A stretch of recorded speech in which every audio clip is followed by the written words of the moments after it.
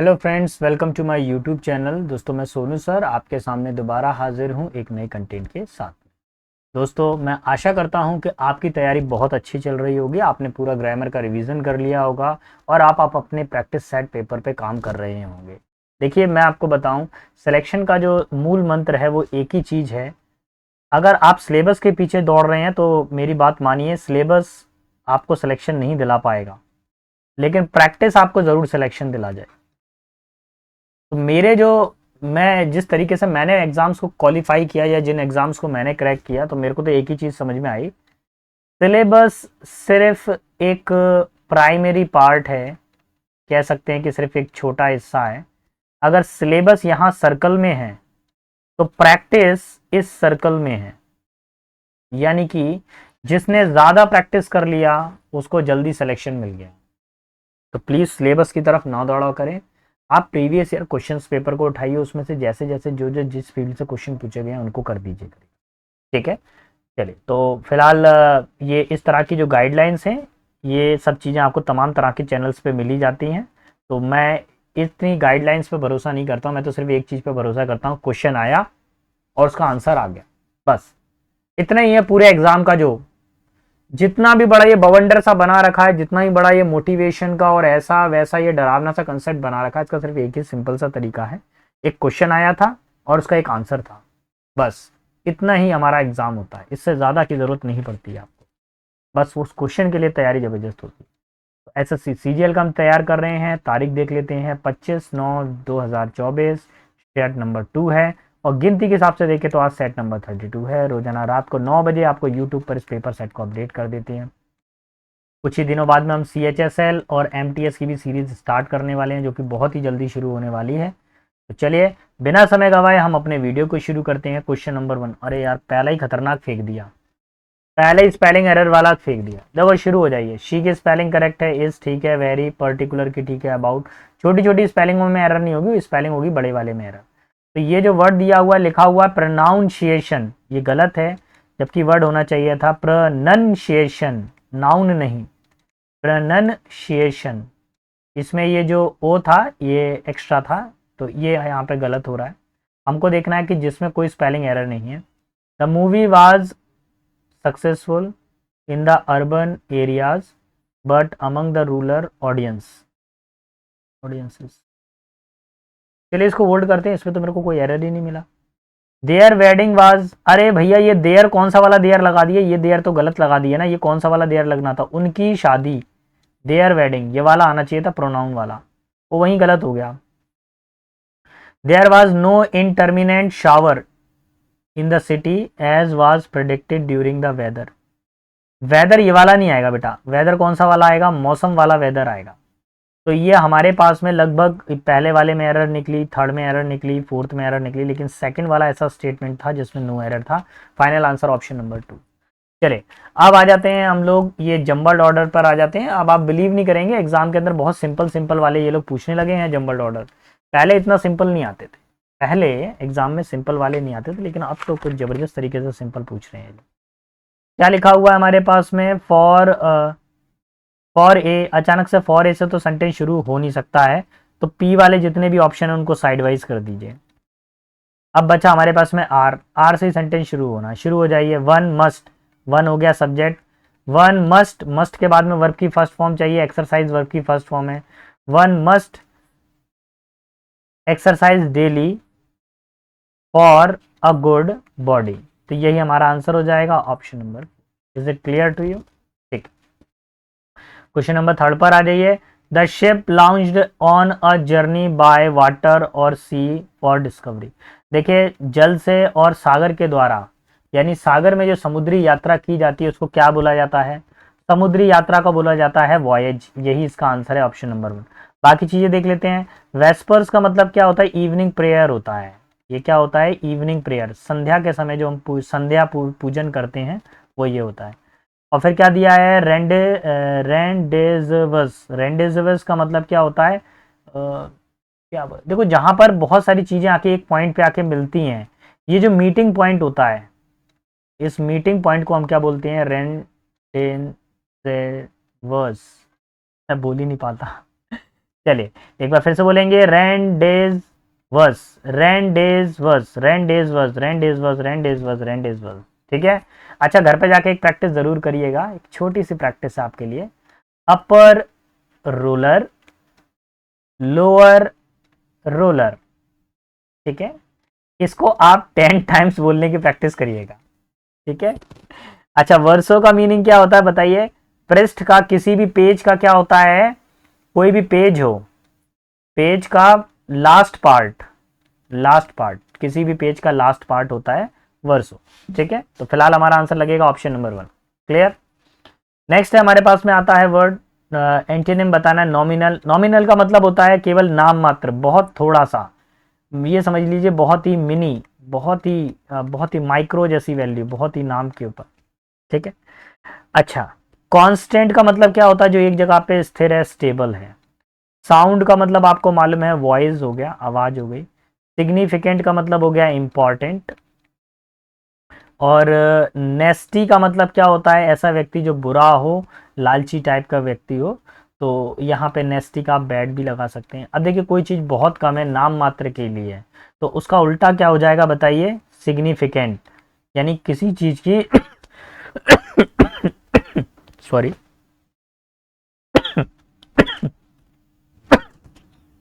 Sorry यार सोनू, कौन याद कर रहा है इतना ज्यादा? मैं ऑनलाइन पर भी हूँ, ऑफलाइन पर हूँ, मैं तो यही सोच रहा हूँ याद कौन कर रहा है? घर वाले सब मेरे घर पर हैं।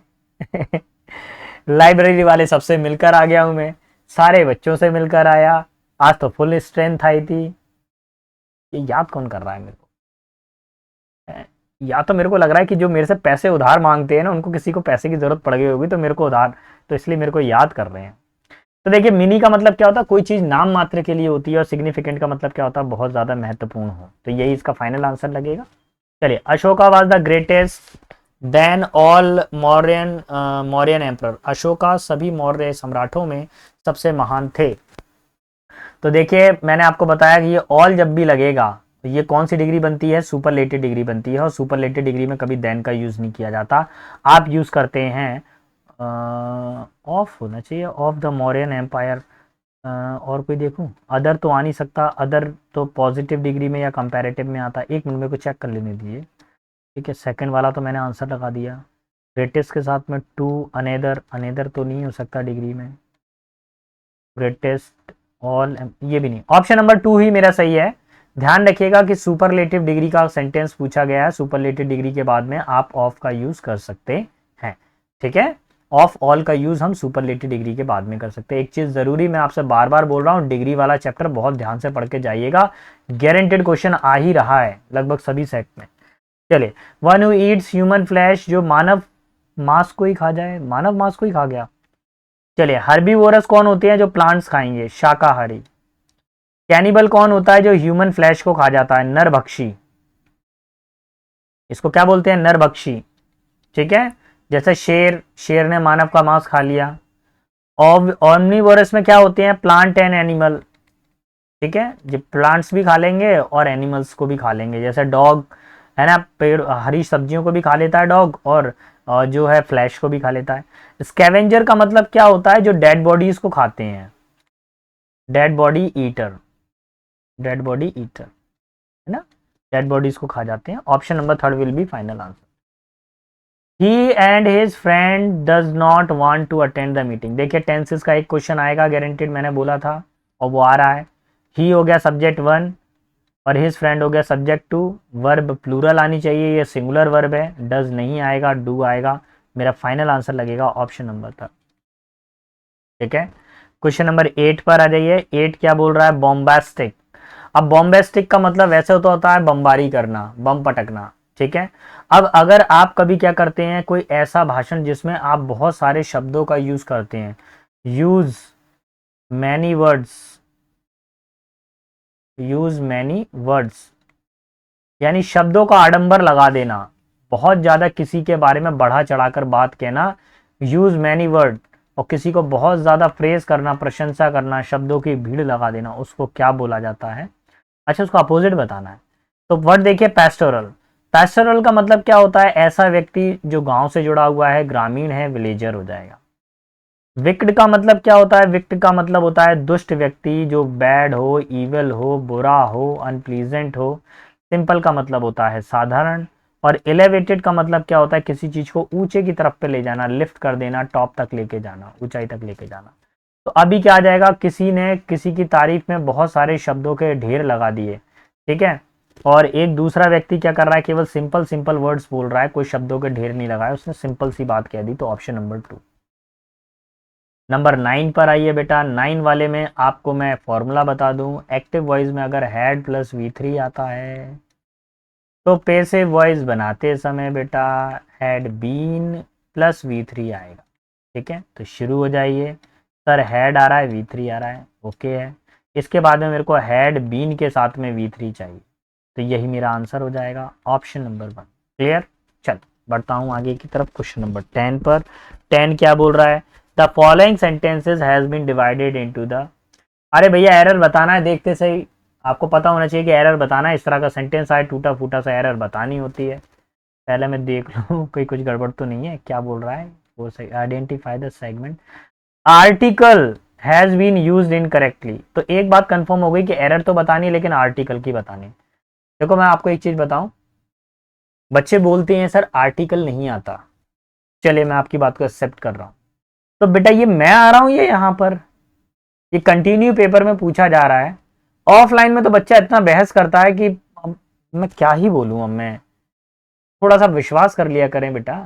आप थोड़ा सा मेरे को सुन लेंगे तो बहुत आगे निकल जाएंगे, और अगर आप नहीं सुनना चाहते तो दैट इज ओके, कोई बात नहीं, मत सुनिए, ठीक है। लेकिन हकीकत तो यही है कि पेपर में आया है, हम आपको प्रेजेंट करके दे रहे हैं, यहाँ पर प्रूफ है हमारे पास में। इन द रिसेंट पास्ट, ये ठीक है यहाँ पे दा का आर्टिकल।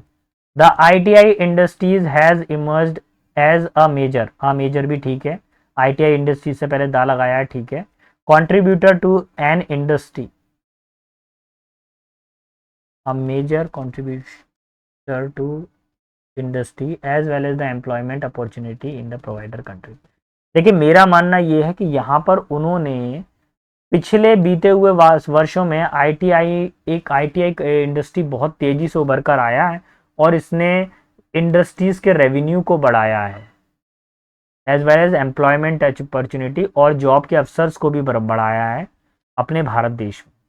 तो मेरा मानना यह है कि किसी खास एक इंडस्ट्री में बढ़ाया है कि सभी इंडस्ट्रीज में बढ़ाया? भैया उन्होंने सभी इंडस्ट्रीज में बढ़ाया, तो दा का यूज करिए। Option number A will be my final answer, ठीक है, एन नहीं आएगा। आगे बढ़ते हैं, क्वेश्चन नंबर नेक्स्ट पर आते हैं। देखो मैं बार बार बोल रहा हूं भैया, पास्ट इंडेफिनेट टेंस वाला पैसिव वॉइस रट्टा लगाकर जाइएगा, गारंटेड आएगा ही आएगा, और हर पेपर में आ रहा है। नहीं करोगे तो दोबारा करना पड़ेगा, नेक्स्ट ईयर करना पड़ेगा। इस बार कर लोगे तो +1 हो जाएगा पेपर के अंदर। फॉर्मूला नोट कर लीजिए, अगर कभी भी डिड नॉट आ जाए तो आप किसका यूज़ करेंगे? अच्छा मैं एक अच्छा सा फॉर्मूला बनाऊंगा, मैं इसका बहुत सुंदर सा फॉर्मूला बनाऊंगा, ऐसा नहीं बनाऊंगा मैं, क्योंकि बच्चों को अभी कंफ्यूजन क्रिएट होगा कि सर जी उसमें कुछ है, आप कुछ बता रहे हैं, मुझे कुछ समझ में आ नहीं रहा है। अभी रुक जाओ सर, डिसलाइक करता हूँ चैनल को, रुक जाओ सर। अभी कमेंट बॉक्स में खतरनाक सा मैं टेलर दे के जाता हूँ, मेरे को कुछ समझ में नहीं आया, ये गधा तो कुछ पढ़ा नहीं पाता, इसको तो कुछ पढ़ाने ही नहीं आता। मैं अच्छा पढ़ा देता अगर मेरा यूट्यूब चैनल होता तो, और मैं चला भी रहा हूँ, मेरा सही चल रहा है अच्छा ही चल रहा होगा है ना आप लोगों का? अगर आपका भी चैनल है तो बेस्ट विशेष, चलाइए भैया। देखिए इसमें कुल मिला के बात मैं ये कहना चाहता हूँ, क्वेश्चन वर्ड की जगह question word, question word, question word. अगर डेट दिया हुआ है सर, डेट दिया हुआ है सर, यहाँ तो नोट लगा दिया, आपने तो नोट नहीं लगाया, लो भैया लो मैं नोट लगा देता हूँ, खुश। तो यहाँ पर वाज वर्ग के बाद में नोट आ जाएगा, बस इतना ही ध्यान रखिएगा आप। जैसा वहां पे नोट आ गया तो यहाँ पे नोट आ गया, बस ढूंढना चालू करिए। यहाँ इजंट आ रहा है, साइड कर दीजिए। यहाँ वाजंट आ रहा है, वाज आ रहा है, नोट आ रहा है, इसको थोड़ा सा रख लीजिए आप। यहाँ पे भी वाज नोट आ रहा है, इसको भी रख लीजिए। यहाँ पे इजंट आ रहा है, इसको साइड कर दीजिए। अब ढूंढना चालू करिए कि एरर कहाँ पर हो रही है। शी तो सब्जेक्ट है, ब्रिंग वर्ब की फर्स्ट फॉर्म है, हर सन ऑब्जेक्ट है, और to my house other word है। तो हर सन जो है ऑब्जेक्ट है, ऑब्जेक्ट है, ये ऑब्जेक्ट हो गया, ये ऑब्जेक्ट हो गया, ठीक है। ऑब्जेक्ट के बाद में मेरे को क्या चाहिए? थर्ड फॉर्म, ब्रॉट आ रहा है, ब्रॉट आ रहा है। ब्रॉट के बाद में मेरे को क्या चाहिए? बहुत ध्यान से देखिएगा, मेरे को चाहिए पहले बाय, तो मैंने बाय लगाया, फिर चाहिए मेरे को सब्जेक्ट, मैंने सब्जेक्ट लगाया, और जितना बचा मैटर वो अदर वर्ड था। तो ऑप्शन नंबर थर्ड ही है जो सारी की सारी चीज़ों को फुलफिल कर रहा है। Final answer option number third. ठीक है।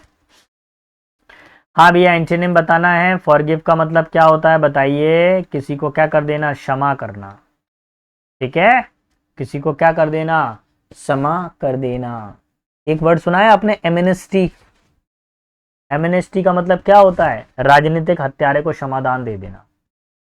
अच्छा देखिए, मैं आपको एक चीज बताऊं, जो एसएससी की जो आंसर शीट है, यानी जो सीजीएल 2025 2024 की जो आंसर शीट है, उसमें इंग्लिश के अंदर मेरे को एक फॉल्ट देखने को मिला। फॉरगिव का मतलब क्षमा करना होता है। अच्छा पहले मैं आंसर्स में करूं मैं अपने साथ। लॉयत का मतलब क्या होता है?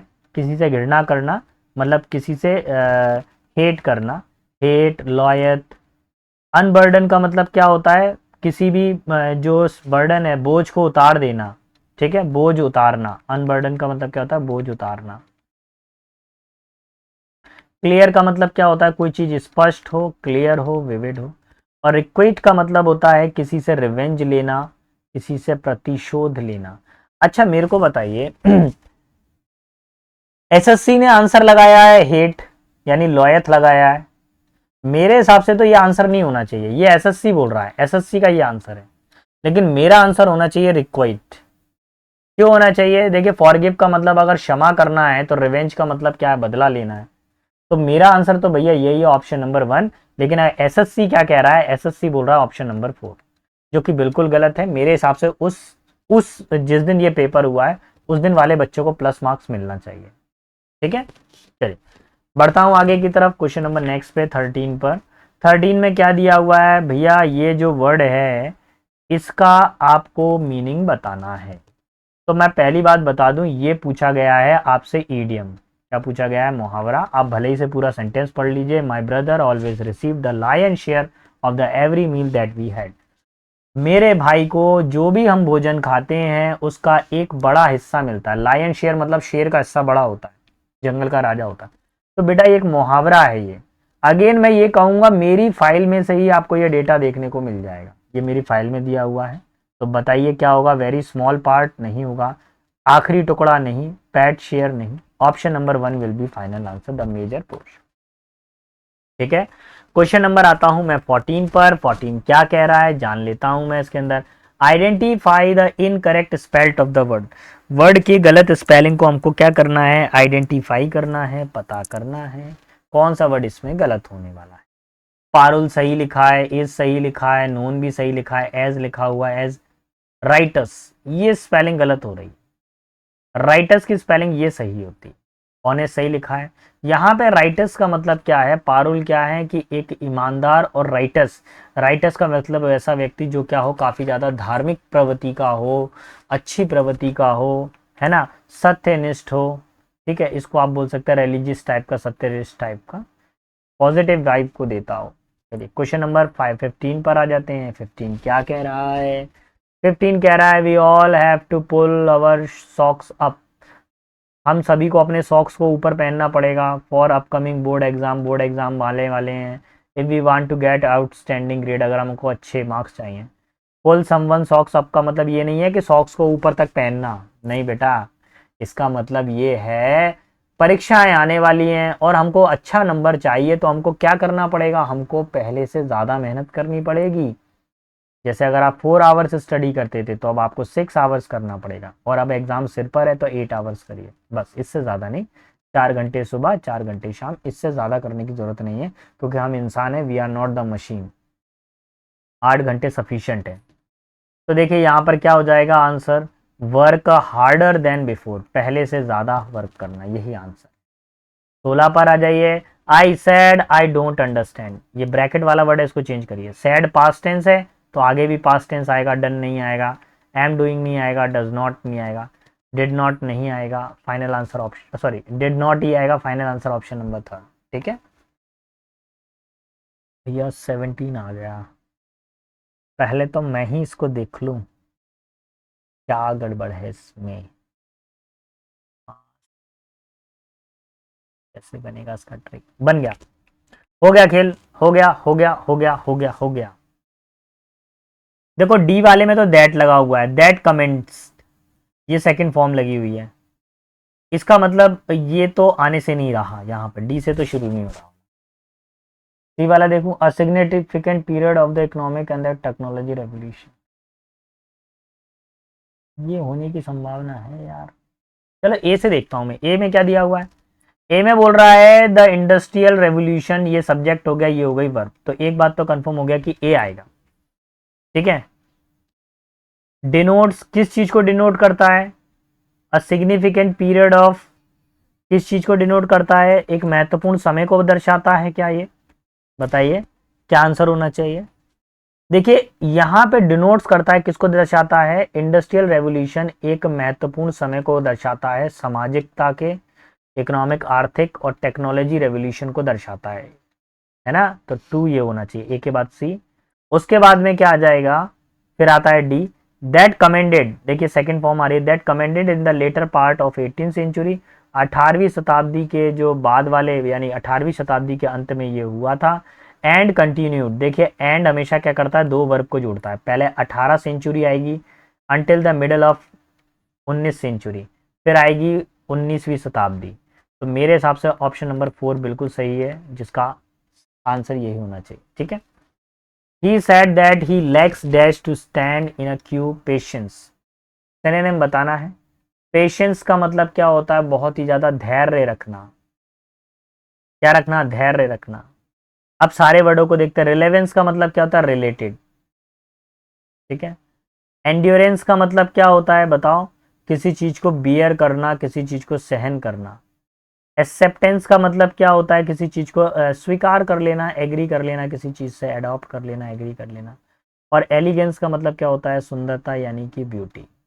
ठीक है, तो अभी धैर्य का अपोजिट क्या हो जाएगा बताइए, किस कोई व्यक्ति धैर्य रखा हुआ, पॉजिटिव बताना है, अपोजिट नहीं बताना, सिनोनिम बताना, एंड्योरेंस। ठीक है, जैसे अभी देख रहे हैं आप, अभी एग्जाम हुआ एसएससी फेज 13 का, जबरदस्त बच्चों के भविष्य के संग में खेला गया भाई साहब।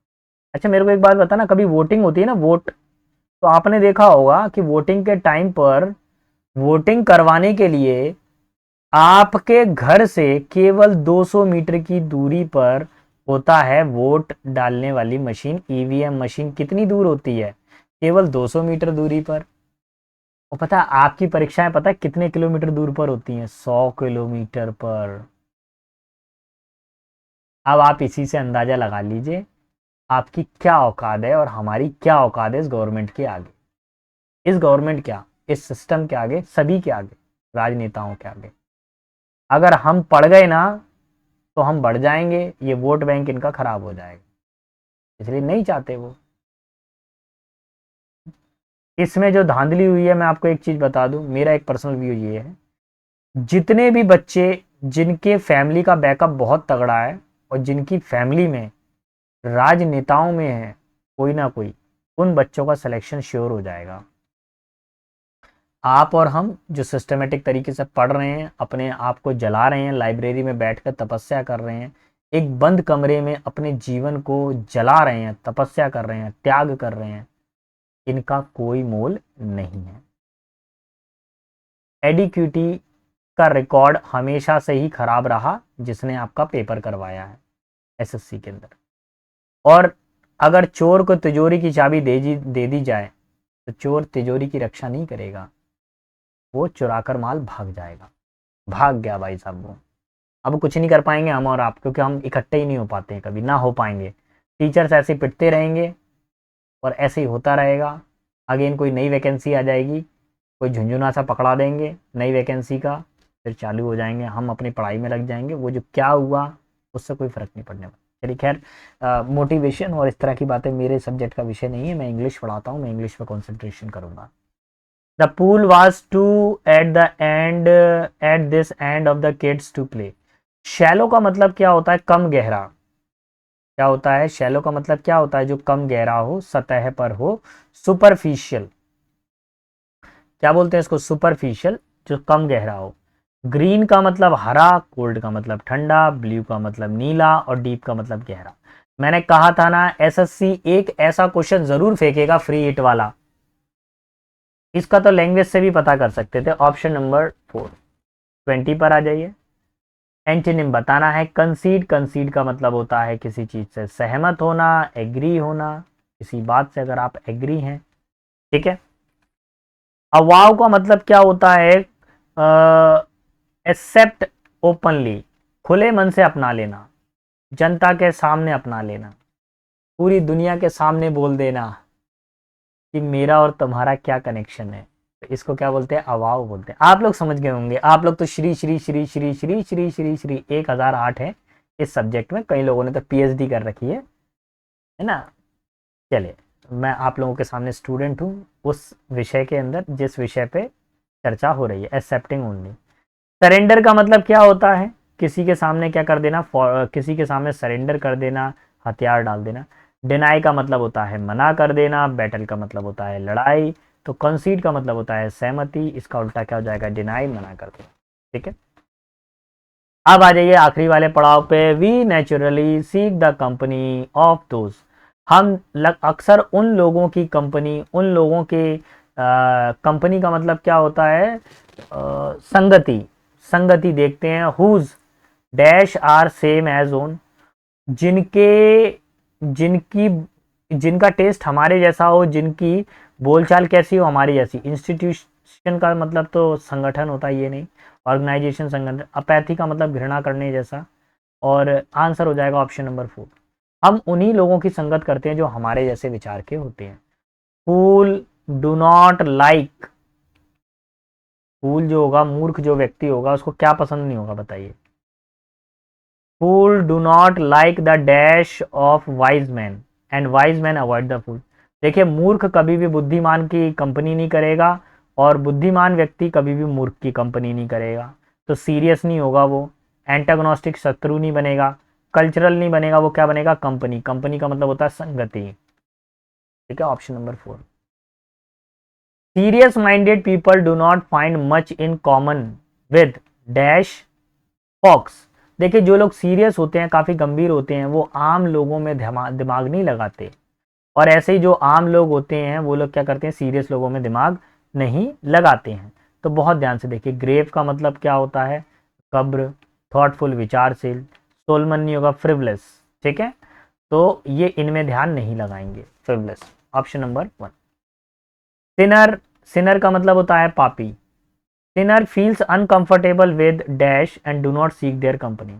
देखिए, जो पापी लोग होते हैं, दुष्ट लोग होते हैं, वो कभी भी किसकी कंपनी नहीं देखेंगे, राउडी। राउडी का मतलब तो लड़ाई दंगे करने वाला। कॉमनर मतलब साधारण। और नेब का मतलब होता है चंट चालाक। वो कभी भी साधु की संगत नहीं करेगा। डाकू कभी भी साधु की संगत नहीं करेगा, और साधु की संगत कर ली तो वो अंगुली माल डाकू होगा, जो बाद में चलकर एक बहुत अच्छा ज्ञाता बन जाएगा। We can therefore as a rule जज a man's dash by the companies he keep. इसलिए एक नियम है, व्यक्ति को उसके चरित्र से नहीं, उसके कंपनी से पहचानिए। इसलिए आपके फ्रेंड्स बता देते हैं कि आप किस तरह के हैं। आपका कैरेक्टर अगर पता करना हो तो आपकी कंपनी और आपके मित्रों से अगर मिलूंगा तो मैं आपके कैरेक्टर के बारे में पता कर लूंगा, ठीक है। तो आई होप बेटा आपको मेरा पढ़ाना पसंद आया होगा। अगर पढ़ाना पसंद आया है तो चैनल को लाइक, शेयर, सब्सक्राइब करना ना भूलिएगा। मिलता हूं मैं नेक्स्ट वीडियो में नेक्स्ट कंटेंट के साथ में। तब तक सारे बच्चों को best of luck, best of luck, best of luck. जय हिंद, जय भारत।